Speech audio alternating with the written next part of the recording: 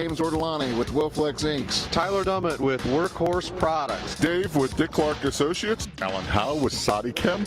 You're listening to the Two Regular Guys podcast. Hosted by Aaron Montgomery and Terry Combs. Welcome to the show. All right. Well, welcome to the show indeed. It's Friday, January 11th, 2019. I'm Terry Combs with Equipment Zone. You can also find me at terrycombs.com. And I'm Eric Campbell, sitting in today for Aaron Montgomery. You can find me at ericcampbell.com. And today we'll be welcoming in Josh Ellsworth to talk a bit about what's new with Stahls and the place of heat printing in the changing decorating landscape. First, however, why don't we get to a little bit of industry news? Terry, what do you have to share with us today? Well, here's something I thought was pretty interesting. The owners at Pacific Eurotex Corporation, it's a textile company out in L.A., were sentenced to federal prison after they pleaded, I shouldn't laugh about that, I guess, after they pleaded guilty last year to federal money laundering and tax evasion charges. 4 years ago, Pacific Eurotex and about 75 other companies were caught up in a vast raid by more than 1,000 federal and state agents who fanned out across Los Angeles fashion district. And they cracked down on a long-running money laundering scheme benefiting two drug cartels in Mexico. And the total amount of cash and property seized was more than $140 million. So don't do that kind of stuff, fellow decorators. Yeah, no doubt. I mean, that's fairly rough news to hear, and unfortunately, I'm going to keep that that theme today. You stay on that theme? Let's stay on the theme of just slightly downer news for the morning. Luckily, I know we're going to get into something good here, especially once we get to Josh. But I'm going to go ahead with Badger Sport cuts ties with a Chinese manufacturer implicated in forced labor. This is after an article by the Associated Press reported on internment camps in China where detainees are forced to work for various manufacturers. One of the facilities showed an interior that matched a branch of Hetian Taida, from which Badger Sport had been sourcing garments. Since the initial report, Badger launched an investigation into the claims, finding the facility in question was not connected with the re-education camp. But with that, Badger now says it will no longer source any product from the Northwestern Company or ship any product that was sourced from the company already. Despite the investigation results saying that the manufacturer was consistent with the global sourcing policy, they said, and I quote, they're doing this out of an abundance of caution and to eliminate any concerns about our supply chain, given the controversy around doing business in Northwestern China. Wow. Okay, I have good news.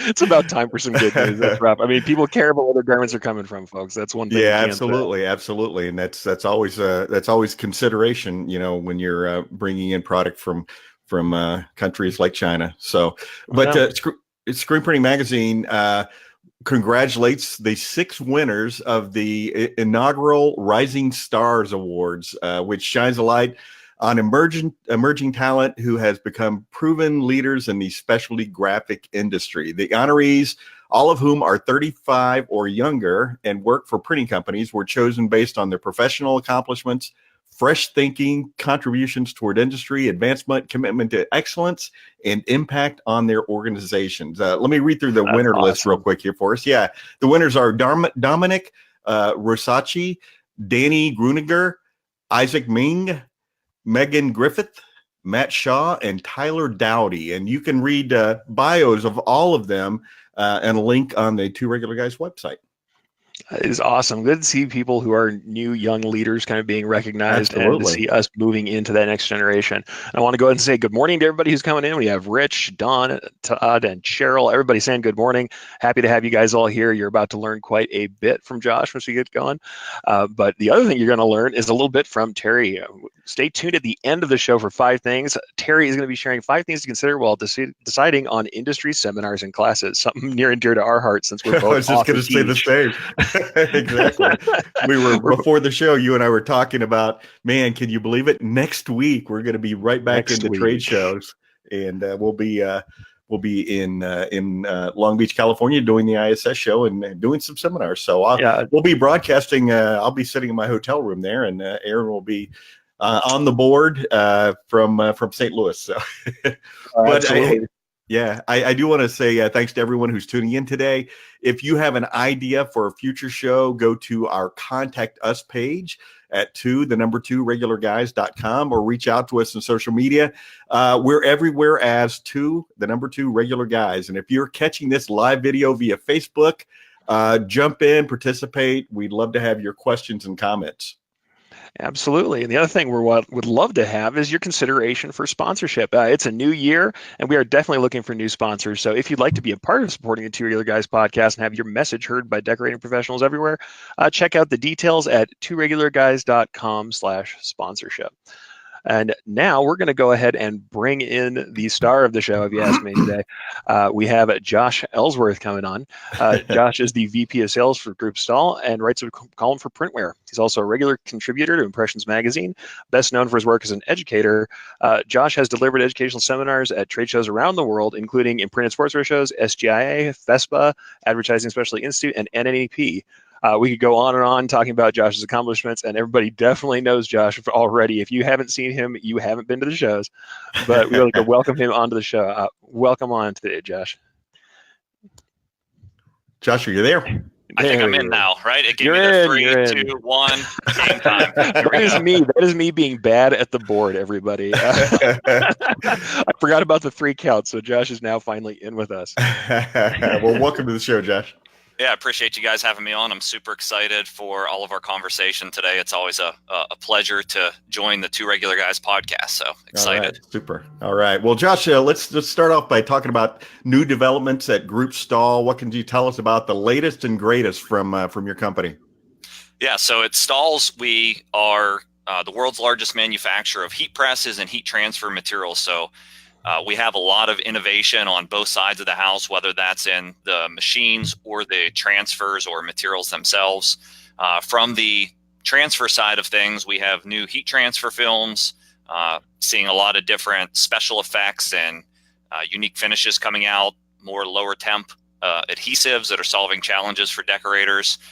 You see a lot of that as well in the screen printed transfer side of the business, where there's water-based transfers that are new from our Transfer Express division, which is a division of Groupe Stahl. And then on the heat press side, we really have further improvements to the process and to the technology of the machine. So I'd say one of our biggest, which actually happened, I guess, a year ago now in Long Beach, which we're all gearing up for, was the Fusion IQ system, which actually allows your heat press to connect to the cloud to measure production analytics. So we continue to improve on that platform and just build more technology efficiency into our heat press equipment. So that's a quick skim of what's happening at Groupe Stahl. Oh, that's awesome. I mean, seeing the stuff that you guys have been doing, there's no doubt that you're constantly innovating out there. But what I would like to talk about, I'm going to jump in and say, not just the business stuff, but I want to pick your brain. Because I recently read a blog post you did over at Stahls blog, wherein you had some really poignant insights and predictions for the year to come. You discussed how there's a real change in the market for mid-sized decorators. And I really liked the term you used here. I wanted you to talk about what you called the big squeeze. And I'd like you to talk a little bit about how heat printing fits into kind of how the landscape is changing. Yeah. And so one thing I really enjoy doing in the industry, and I know you guys do as well, is just pulling together insights and data from a lot of different sources and trying to connect the dots to really not only figure out what's happened in the industry, but where the industry is heading. And one piece of information that I found particularly valuable this year was the Wearables Magazine State of the Industry report. And the intro to that article that led into the report talked about decorators citing top challenges. And some of those challenges were small hobbyist manufacturers, which I'll talk about a little bit more in depth. And then also competition from suppliers doing some decorating and large online brands. So if you kind of step back and look at that, it's this middle-sized decorator that's really the Stahls business has been built on from day one, that is feeling what I call the big squeeze. So what I mean by that is the hobbyist or the desktop manufacturer that can now get a vinyl cutter off the shelf at, say, a Hobby Lobby or a Michaels, starts to be able to produce products and starts to really not even have the same overhead as most shops, or maybe not even calculating their labor or their overhead as part of the cost factor. So you're getting this price pressure that you didn't have before, because now there's a lot of folks sitting in their homes that can do a lot of the work. So you have that sort of aspect of it that's challenging to go up against for a decorator. And then you have the consolidation at the top. So you have things like large sportswear brands or private equity firms buying up companies and really just becoming more efficient at what they do, and having the benefit of the latest technology that they can plug in. And so those companies start to scale out and start to either acquire the mid-sized decorator, which is something we see a lot in the sporting goods space for sure. But if not acquiring them, applying a lot of pressure, because everything, of course, is available at a click in our online world, and delivery is getting faster and faster. So it creates this problem where there's pressure on both sides for our typical mid-sized decorator that we deal with. You know, Josh, you mentioned Wearables Magazine with their State of the Industry, and I want to tell all our listeners on February 1st, we'll have Teresa Hagel from Wearables on to give us the report on the state of the industry, and it's always really an interesting. They do a lot of really fine research there to give us an overview of what the industry is doing. So looking forward to doing that. In fact, when you mentioned it, I remembered we switched dates with you. Today was going to be Teresa and February 1st was going to be you, but glad to hear you mention that. And if anybody'd like to hear that, that will be February 1st. And that will be, interestingly enough, the start of Two Regular Guys' 7th year podcasting. So crazy. Whoa, nice. That's crazy. Yeah. Well, and I have to say, I really appreciated that article that you wrote, because I mean, honestly, interpreting it for everybody, I don't think that everyone's kind of getting where that data comes out and what that means for that mid-sized decorator. I know I worked in kind of the larger mid-sized decorators myself, and absolutely there's a very different world coming about with both, I'd say, production run sizes and, like you said, consolidation and suppliers getting into decoration. It really is a different landscape. So I can't appreciate it enough that you kind of have described that so eloquently.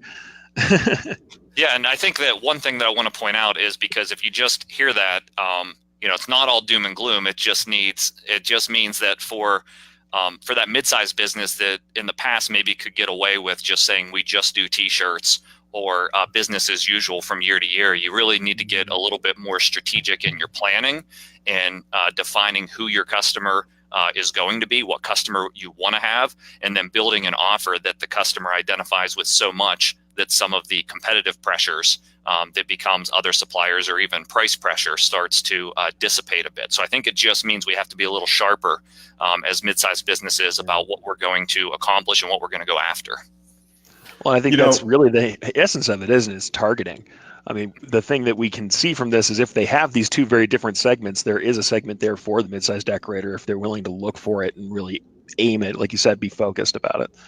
For sure. You know, I wanted to kind of jump back something that you had mentioned about the data from the heat presses going into the cloud, so that an owner or manager can be absent and still see all this information. And I was just kind of laughing to myself about production floor employees, because I've run some pretty large production floors, and when I was gone, it was, sometimes the mice would play, but those days are gone. Right. Yeah, you can see everything, and really how we see people implementing that is some shops will track like how many times the heat press actually engages for application time, but the majority of the shops are now measuring active versus idle time. And what I mean by that is one of the big, factors of labor in heat application, and really any production process, is the setup time with placing the shirt, laying out the graphic, maybe dilly-dallying a little bit when the press isn't down. So rather than measuring applications and how many times it locks down with the preheat or whatever, most shops are trying to move that metric and say, across an 8-hour shift for a production employee, how often was that heat press down? Because that really tells the story a little better about how quickly garments are moving through. And that type of information is true of any decorating shop, because I go into a lot of screen printing businesses, and it's stunning how many shops you go into where nothing's happening. And by nothing, I mean, I don't mean people aren't busy running around doing things, but they're doing non-productive things. And so this is really vital information to help people manage their businesses. Well, but actually, I've got something that, speaking of targeting, before we move on, we got a good question from the folks in the chat. We have Pat here. And what he asks is essentially says, "Are you?" But I think what he's saying is, should you be investing in sales training to help your reps figure out what to go after that you can do versus what they are used to selling? Yeah, so I took the role of VP of Sales a little over 12 months ago here at Stahls, but I've always I grew up in sales here, so I have a ton of experience with selling and sales training, and I think investing in sales training is definitely an important factor for a business, perhaps the most important factor. And we've actually went as far as put a dedicated role in here at Stahls called sales enablement. And this particular gentleman who's been phenomenal for us is basically his whole job is the development of the rep and enabling the rep to sell the offer better. So we'll say, here's our strategic offer that we're going to go to the market with that actually resonates and is valuable to the customer. We make sure we try to craft some unique value into why would they buy from us versus anybody else. And then our sales enablement manager really helps that come to life through sales tools and resources and case studies and all of these things. And then we have a training portal where we teach the sales reps how to sell the product. They submit pitches back to us so we can make sure they understand the benefits of the product. So I think sales training and really a whole role of sales enablement or training, especially for larger companies, is critical to the future. That's really awesome, and more companies should be doing that type of thing. But Josh, heat printing seems to be expanding into a lot of different markets also. So where do you see this type of technology going, and maybe some areas that might be surprising to some of our listeners? Yeah, and I think the most surprising, even for me, so heat printing has always been really cool for events. The story where you go out to the fair and you take the heat press and the screen printed transfers out in the field, and you guys have probably experienced shops like that, maybe even participated in an event like that. But what surprised me is I was in New York with my wife back in October of last year now, I guess, and heat printing is really growing down Fifth Avenue at luxury retail, which is really interesting. So that's surprising because if you follow the retail market, really what needs to happen is you need to create experiences in the store that drive people to want to come into your store and then give them a story to tell out there on social, something different than what they can get from a big box retailer or an online world. So we're seeing a lot of brands of all sizes invest in heat printing as a way to deliver retail experiences through customization. So I think that that's surprising, and it just gets more sophisticated. You start to see like touchscreen ordering systems, and I don't know, it's a little sexier than just a heat press with a screen printed transfer on a $2 t-shirt. Right. Well, and it's a short run world. We talk about it all the time now that if you're not doing some type of customization, you're going to get left behind. That's the customer of today, and we have Amazon/Skynet to thank for that. Well, if you think about the experience stuff, I know Terry and I were both at ThreadX last year. We had now I can't remember his name, the person who runs Your Live, and they do the same thing. It's touch screens, it's 3D representations of the garments, and they're doing quite a lot of DTG, but also it's the embroidery world too. Embroidery's been doing this forever. We've known monogramming and personalization in store has been going on since the dawn of embroidery machines small enough to do it, but it's now becoming the norm. And you'll see like recently Tajima released a new machine, and you saw that the way they did that was by doing experiences for people where they were doing live decorating to show these smaller portable machines. So it's every industry. So anybody who's thinking, oh, this is just a heat printing thing, no, it's not. This is just about every kind of printing there is becoming part of this, and any kind of decoration, there is a little bit of this kind of experiential work going on. Yeah, definitely. I think it's a big opportunity for people, and especially if you have a retail space and you're saying, how do I take what I have and be different than the person that's operating out of their home, perhaps? And so you have to leverage that retail space into something more than what someone in their home can deliver. And so these experiences are one way to do that. Absolutely. And I know, heck, we know about this from the trade shows. I always say this: if you see somebody who's decorating on site in a booth, that booth will be absolutely busier than anybody who's taking orders on a laptop or on a tablet sitting there just talking. People like to watch decorating. they get excited. Even decorators want to watch people decorate, which Yeah. blows me away sometimes. We're doing it all day long. We go to the trade show and walk up to the booth and stare at someone else do it. So, and let me jump in there too. I talked to a lot of folks about marketing their businesses, and I'll talk to them about, post some live videos of your presses running or things like that, and their response is nobody's interested in that, and I'm like, everybody's interested in that. I mean, if somebody posts a video of their running an automatic screen printing press, I will stop and watch that, even though I've seen it 1,000 times, 10,000 times. I will stop and watch because maybe I'm going to pick something up, or it's just cool. That's the great thing about our business. Everybody that buys from us wants what we have to sell. I always use the example of life insurance. We're not selling life insurance. We're selling something that somebody wants to take home and say, hey, look at this. Well, and we know you guys have that down at Stahls. Your booth is always just hopping to people. Yeah. Presses are rocking. Well, as much as we like talking about like the new markets and all these things we're showing off, I know the existing heat printers are always looking for what's coming up that they can take advantage of just in the current channels. What do you see as like the rising trends, both in like heat printing materials and maybe even decoration styles that are changing with heat printing in the next year? Okay, yeah, and we have kind of a headline for this that I wrote down, and it's tech and texture. And so I think if we consider both of those things, that kind of summarizes where we're at and where things are heading for the rest of 2019 at least. So when I say tech, I mean technical fabrics. So sometimes that comes in the form of a high performance gear. Sometimes it comes in a form of just a blend of fabric, something like a tri-blend that we haven't seen before. So technical fabrics are on the rise. So being able to decorate those really with any process accurately is a big deal. So we don't see that slowing down. We see fabrics continuing to evolve in that direction. So solving the challenges that those fabrics present is one thing. And then from a finish standpoint, we're seeing a lot of texture. So whether that is just dimension on the garment. So we have a product called Flex Style that's a dimensional heat transfer that is really taken off. You can get it in a few different varieties that people respond well to for really elevating the brand over just a flat graphic.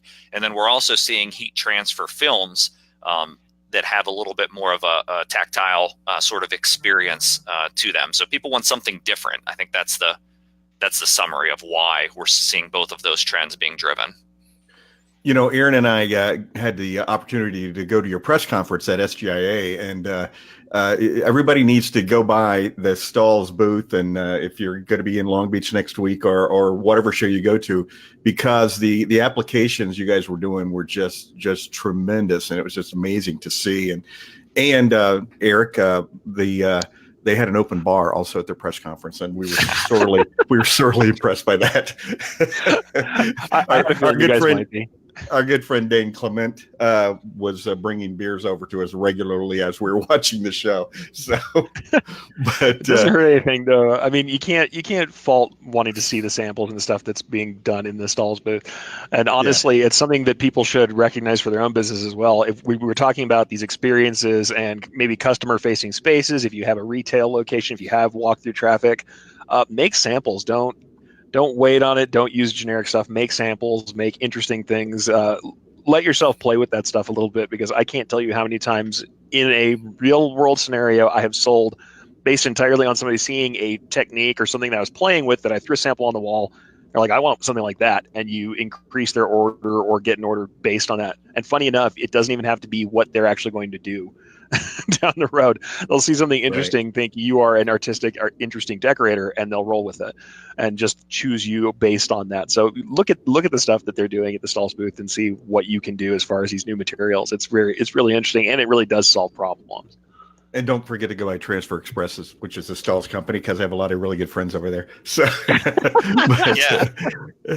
Well, we appreciate that. One of the things that I recommend, like just with trade show prep, because I know a lot of folks will be going out to Long Beach and other shows throughout this year, is make sure you go with, once again, your customer in mind, and then go with your camera or your iPhone in hand and take pictures of all this stuff. A lot of times the booths, whether it's our booth or another booth, they have tons of samples on display, but you'll go around, you'll check out all the stuff, maybe take some notes, but then you're like trying to connect the dots after the fact. So if you go intentionally understanding your customer, and maybe you start to catalog those photos, those notes, those even blank apparel styles that will appeal to that customer. I feel like you'll come out of the show with an executable plan where you're going and sourcing things that will make a difference in your business growth. Yeah, absolutely. That's a great idea. I couldn't tell you how many times back when I was an active decorator, would go to a trade show and then get home and say, gosh, where did I see that? Which company was that? So that's a great idea to go through and take pictures. So, but let's go further down the road, Josh, and a few years or even a few more years out, what kind of technologies and markets are you seeing as an expansion of heat decorating? This is a tough one, looking into the crystal ball as always. So there's always, I love to talk about this kind of stuff. I think you could share some secrets that from back in your R&D if you want. It's like we always say, talking among friends here. Nobody's watching. You're fine. Yeah, right. Those live viewers that are typing in. No. But we're certainly very active in development for new markets, and really the best way to predict the future is to invent it, right? So some spaces that I see definitely heat printing trending to is wearable technology. I think we're going to see with the Internet of Things and just connecting different devices, I think you'll see wearables continue to grow in that space, especially when you talk through heat transfer films and those sorts of products. I think there's a part to play. I also think, and I included this in my article over on tedstahl.com, is augmented reality. I think that helps to tell a story and drive an experience, as we talked about earlier. So if you're not familiar with that, basically it's something coming to life through an app on your phone that looks like a standard image, perhaps on a shirt. But can you imagine a promotional product where the brand's logo actually comes to life and starts to speak with what it's been decorated? So I think we'll see some progress in those two areas for sure. And then I think we'll see continued growth in the online dedicated web stores, just driving personalized, hyper-targeted experiences by client. I don't imagine that'll slow down. It's the new way of selling. Absolutely. I can't be on board with that enough, especially that the targeted focus, the online selling, the custom decoration. More and more, the people who I talk to expect that they can do everything one-off and that each piece can have alterations. I mean, that's just how it is, and they expect that they can design themselves if they care to. Certainly, there's still a clientele who wants you to handle everything, and there's that business customer who wants to just drop art off and pick up boxes of shirts. Those exist, but there's a tremendous amount of these other people who are expecting to have the in-joke, the image that's important to them and the 5 people they know. We've talked about this with merch as well. People who are doing work for podcasts, for just this really long tail, small focused groups.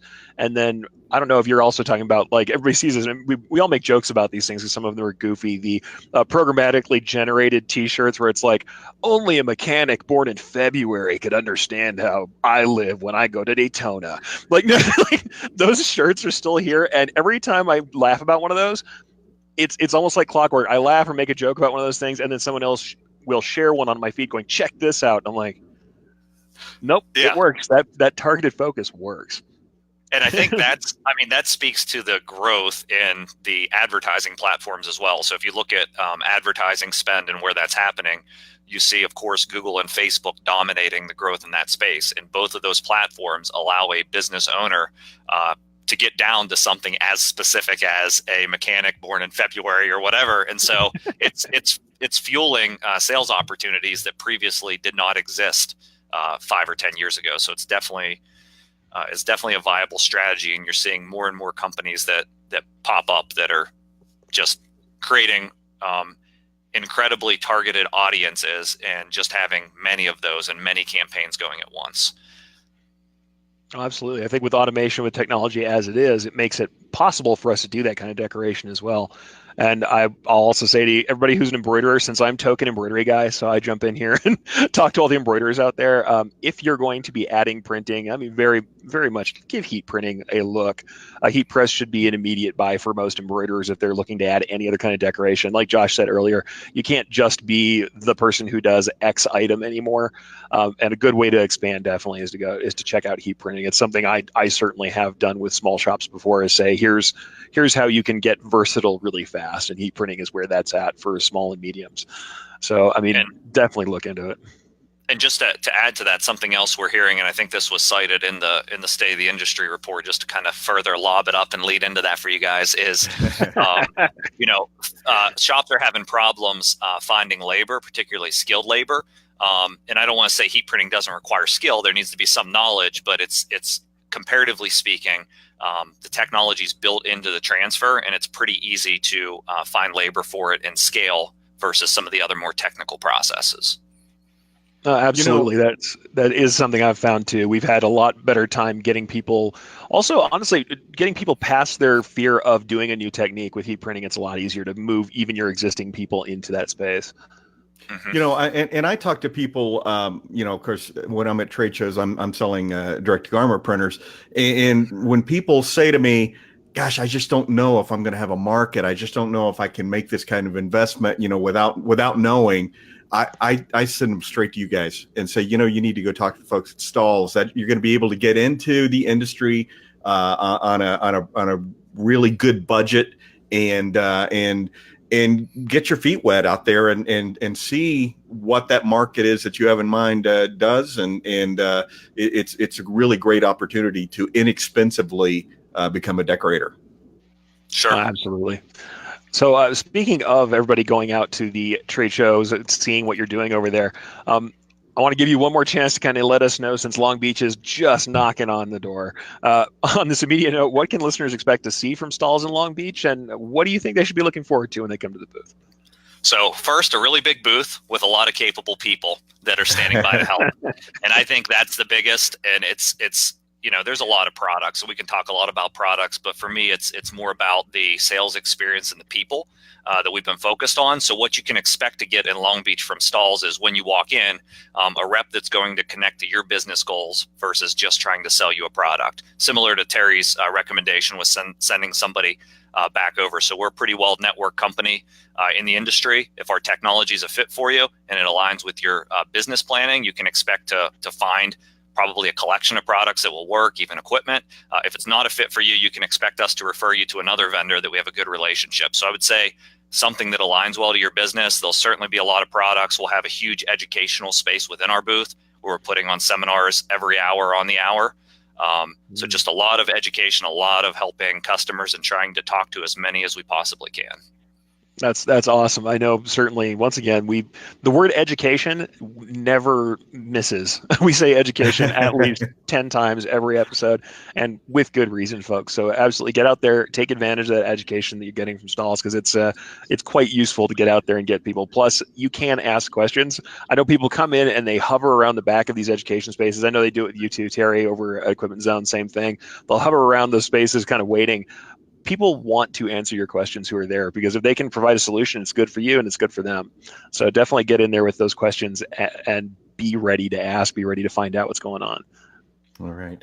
Well, hey, Josh, obviously, when people walk in the door, they're going to see Stahls and Transfer Express and the Great Dane Graphics and all the other companies that you guys are a part of, associated with. Where can our listeners find you and find Stahls otherwise? Yeah, so if you want to learn about all of the Stahls companies, one of the most informational sites is groupestahl.com, and group has an E on the end. So that would be one place you can see all of our brands that we have, all of our divisions that we have. Of course, you can always visit stahls.com for our primary company, or transferexpress.com. Those are our two largest brands. And then where I am going to guest blog this year, it will be over at tedstahl.com, where our chairman, executive chairman and owner, has a blog that he just publishes a ton of content that reports on industry trends on the regular, and any new products or good stories, even customer stories on there. So those are a few different places. We're out there a lot. We're on Facebook, you can find us if you just Google it. Hard not to find you guys after a storied history in the business. Yeah. All right. Well, Well, awesome. Josh, yeah, go ahead. I'll let you wrap up there. I've been thanking Josh over and over for being on here. I just honestly, I got to tell you, people, go check out tedstahl.com, because that latest blog has got some really good insights and more than we could get to today. So go check that out. And thank you, absolutely, Josh, for coming on. Great to have you on as always, and can't wait to see you out there in Long Beach. Yeah, I'm looking forward to it. Thanks again for having me, guys. I had fun. All right. Sounds good. All right.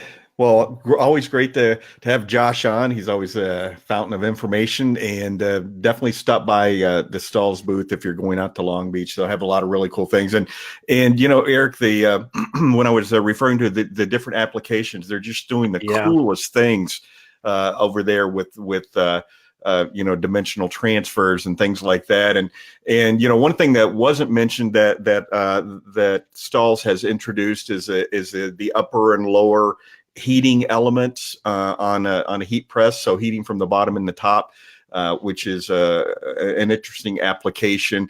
And a lot of their machines are retrofittable, which I picked up in the news conference as well. So if you already have a Stahls heat press, you may have the potential of upgrading that heat press with the lower platen and some other things that they're doing as well. So always great to have Josh on the show, and always great to hear from the folks at Stahls. Oh yeah, I was absolutely great applications they're doing there, and honestly, go down there just to check out what they're doing. It's like I said, the samples will give you ideas, even if it's not something. I mean, there's all this mind-blowing new technology, but there's also a lot of tried and true stuff that is still out there, still popular. Yeah.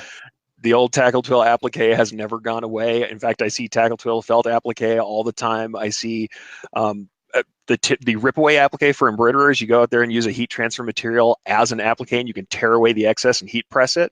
So you don't even have to have a cutter. You don't even have to use extra art. You can use embroidery to do it. There's all kinds of applications for which heat printing can be combined with something you're already doing. And I know certainly in the screen print half of the business that I've been in, there's a ton of doing personalization on the heat press when they were doing regular decoration on the fronts or regular decoration on another area. So we love to talk about all the new stuff, but don't forget all the other things you can learn about heat press going out there. But, and that is always a temptation too, because when I do my classes, I always say, okay, the flavor of the month is this product, but don't forget that the product that was already there is probably just as applicable to what you're doing, depending, certainly what the product is, but it is the temptation to focus at trade shows on the newest and greatest that we have. But there's go ahead. Even when we're talking about some of the new great stuff, I mean, it's like we can talk about the new materials, things like that, but like Josh was talking about experience marketing or getting in with retailers. This is stuff that doesn't have to be like, you're not going to necessarily get a brand new contract with Levi's and be in some high-end decorating store. That's not always the thing you have to do.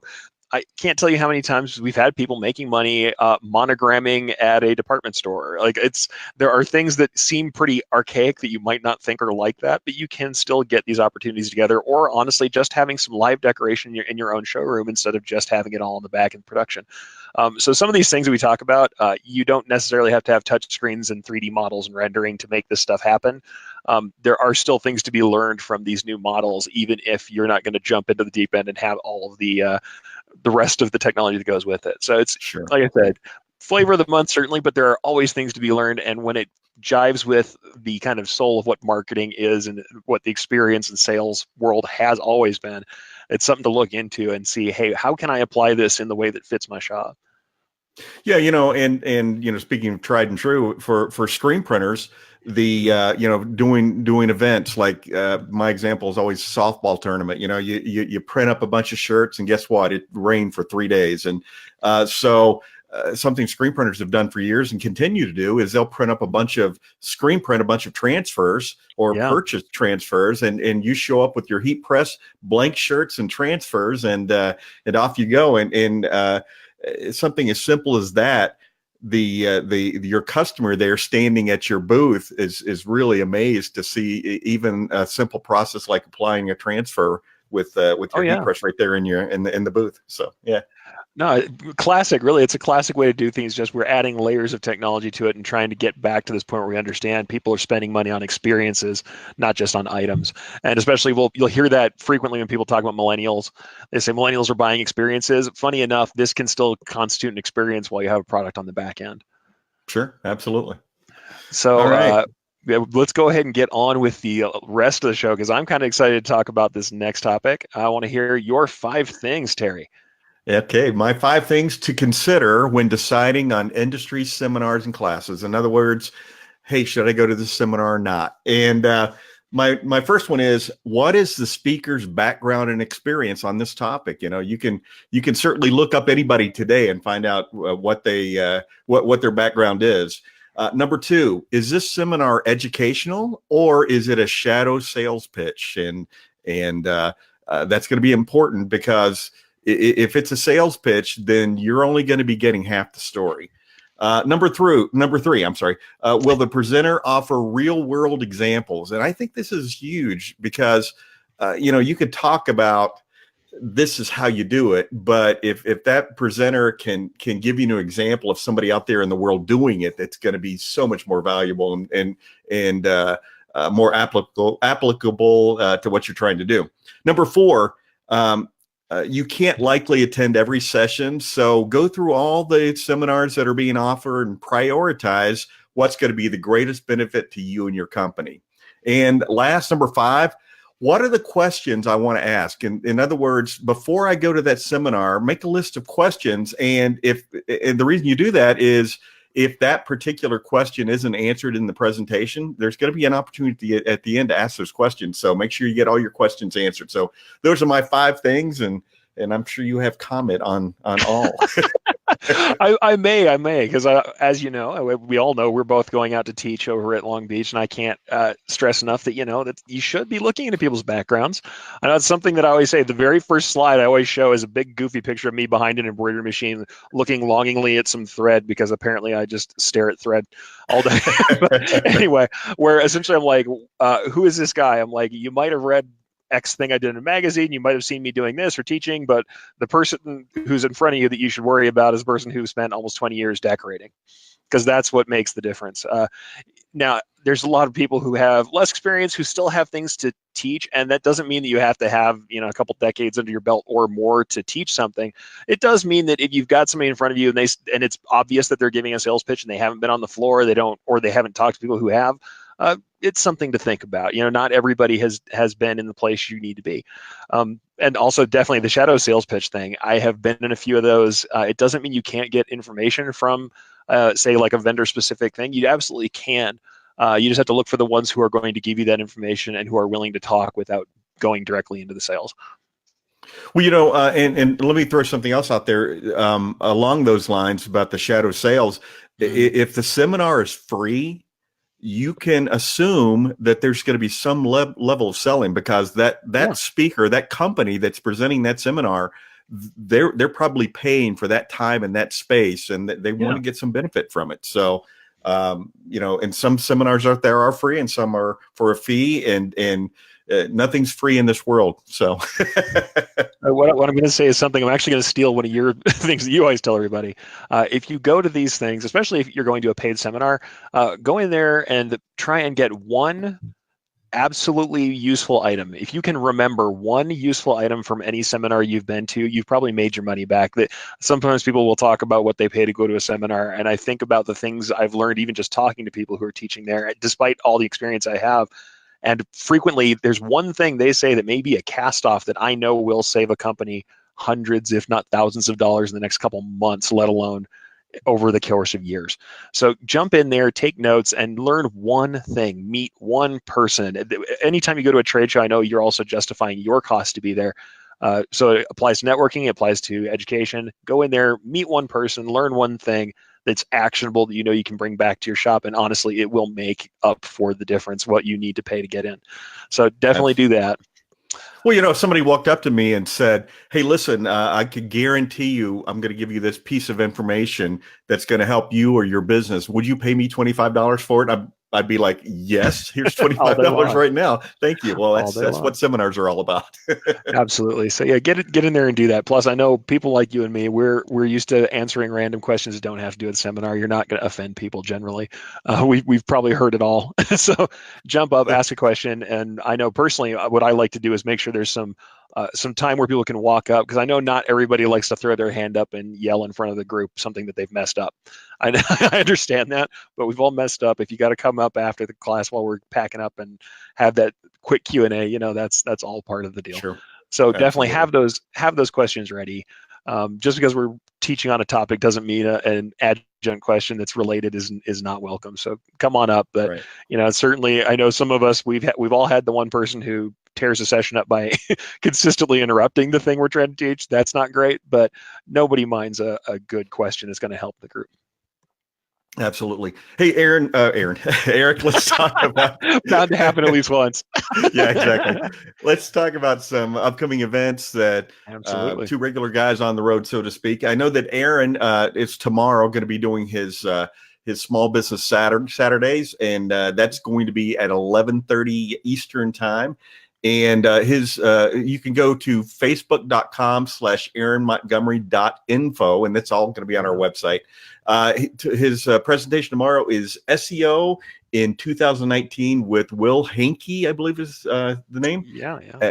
He also has coming up February 22nd. He will be at DAX. His first seminar is going to be developing a business plan, and his second seminar will be being customer centric equals more profits. And you and I will both be there as well. And a couple of events I'm going to be doing next week, January 17th. I'll be hosting the Epson or basically general DTG seminar. It's an all-day event put on by Equipment Zone. It's free.